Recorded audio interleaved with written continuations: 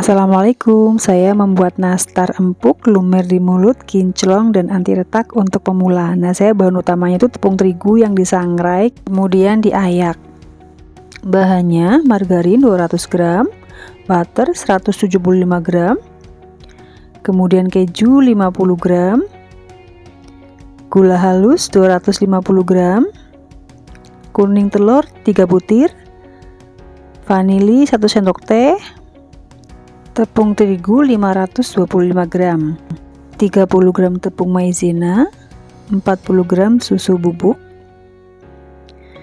Nah, caranya kita campur margarin dan butter. Kita bisa menggunakan margarin semua ya. Yang penting totalnya 375 gram, boleh 1:1 atau boleh juga dengan takaran yang lainnya.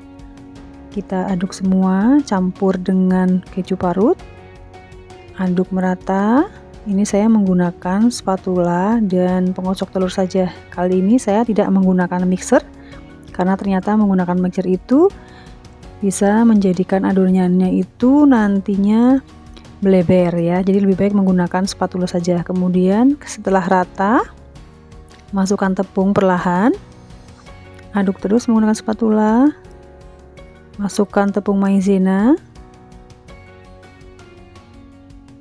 Masukkan susu bubuk, aduk-aduk terus sampai adonan kalis dan bisa dipulung dibentuk menjadi nastar. Ini berarti sudah siap dibentuk.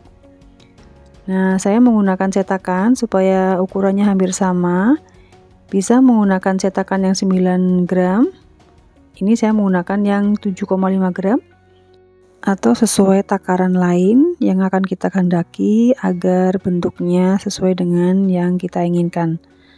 Nah, kemudian kita buat pipi, masukkan selai nanas yang sudah dibentuk. Ini saya menggunakan sumpit supaya bentuk bulatan dari nastar nanasnya itu tidak, dari selai nanasnya itu tidak rusak ya. Kemudian dibentuk bulat-bulat. Ini saya menggunakan takaran sekitar 7 gram. Ini bentuknya sudah besar ya, jadi kalau yang ingin bentuknya kecil bisa menggunakan takaran yang kecil.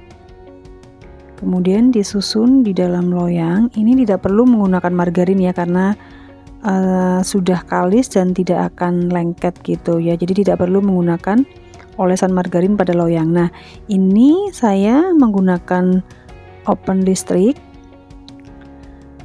Pertama sudah dipanaskan dulu selama 10 menit ovennya.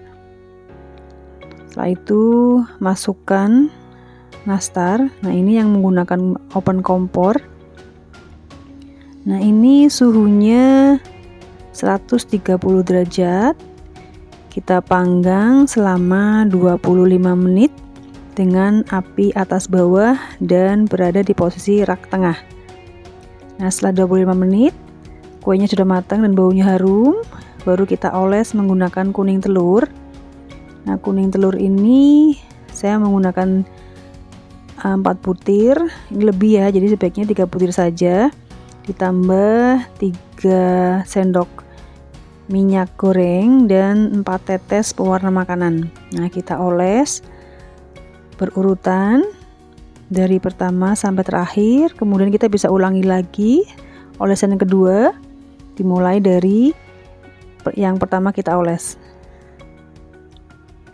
Nah, ini yang sudah masuk kedua, tinggal dioles lagi juga. Jadi setelah keluar dari oven, sebelum kita oles, diamkan dulu selama 10 menit atau sampai nastarnya tidak panas atau dingin ya, minimal 10 menit. Kemudian baru kita oles. Setelah selesai semua, dioles dengan kuning telur, kemudian kita panggang kembali.